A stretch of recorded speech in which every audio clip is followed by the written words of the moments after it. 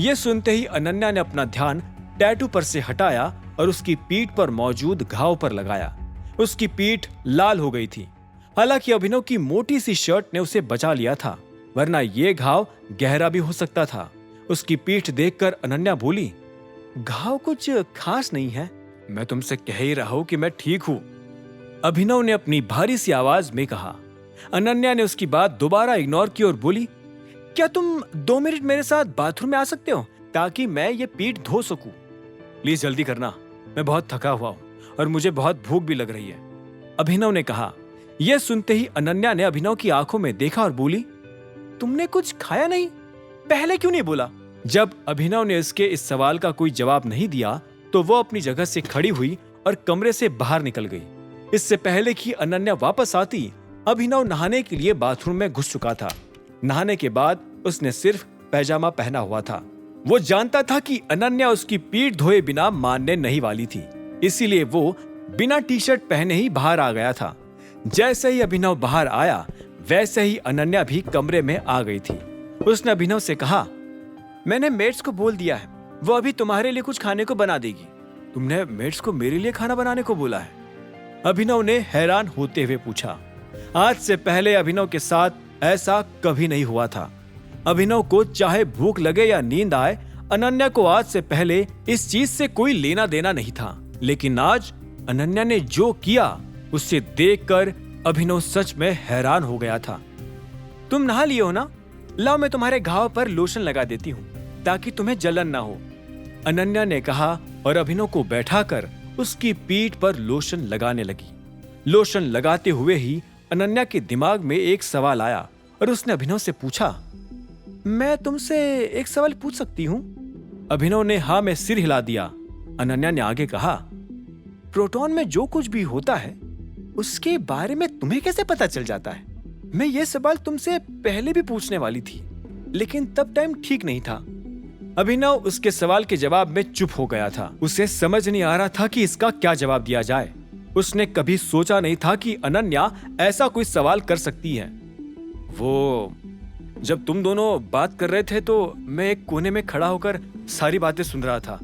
इसके अलावा इस बारे में मैं पहले भी बता चुका हूँ। मैं बस गेस करता हूँ कि कौन किस बात को असल में क्यों कह रहा है। अनन्या ने धीरे से हाँ में सिर हिला दिया और एक पल के लिए खामोश हो गई। आखिर में उसने कहा, थैंक यू। अभिनव को फिर से अपने कानों पर विश्वास नहीं हुआ। उसने सुना तो थैंक यू ही था, लेकिन उसे ऐसा लग नहीं रहा था कि अनन्या ने थैंक यू कहा होगा। इतने में अनन्या ने दोबारा कहा, मुझे बचाने के लिए थैंक यू। अगर कॉफी मेरे ऊपर गिरती तो शायद मेरे शरीर पर ज्यादा घाव आ सकते थे। कोई बात नहीं, मैं हूं ना, अभिनव ने मुस्कुराते हुए कहा। इसके बाद अनन्या उठी और अभिनव की पुरानी शर्ट को उठाने से पहले ही एक पल के लिए उसे देखने लगी। फिर उसने उसे उठाया और उसे लेकर बाहर निकल गई। जब वो वापस आई तो उसके हाथ में शर्ट नहीं थी। आई एम सॉरी, मेरी वजह से तुम्हारी शर्ट खराब हो गई, मैं तुम्हें नई खरीदवा दूंगी, अनन्या ने कहा। अभिनव भी अपनी जगह से खड़ा हुआ और बोला, उसकी जरूरत नहीं है, सब ठीक है। और इतना कहकर अभिनव कमरे से बाहर चला गया। अनन्या जब उसे जाते हुए देख रही थी तो अपने आप ही उसके चेहरे पर एक छोटी सी मुस्कान आ गई थी। अनन्या ने अभिनव के साथ जो किया था उसके बाद उसे उम्मीद नहीं थी कि अभिनव उसके लिए ऐसा कुछ कर सकता है। उससे रहा नहीं गया और वो अभिनव के पीछे जाने लगी।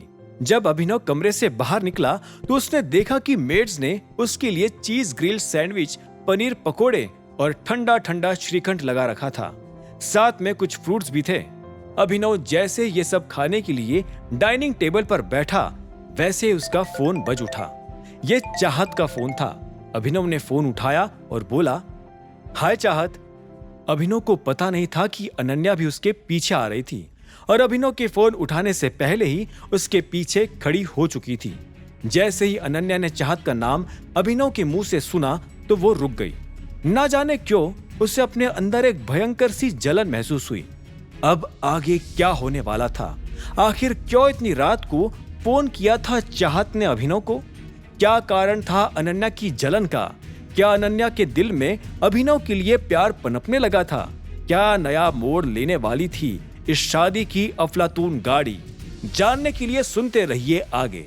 आगे की कहानी जानने के लिए देखें अगला एपिसोड सिर्फ पॉकेट एफएम के यूट्यूब चैनल पर, और द रिटर्न ऑफ टाइगर के सारे एपिसोड्स को सुनने के लिए डिस्क्रिप्शन में दी लिंक से डाउनलोड करें पॉकेट एफएम ऐप।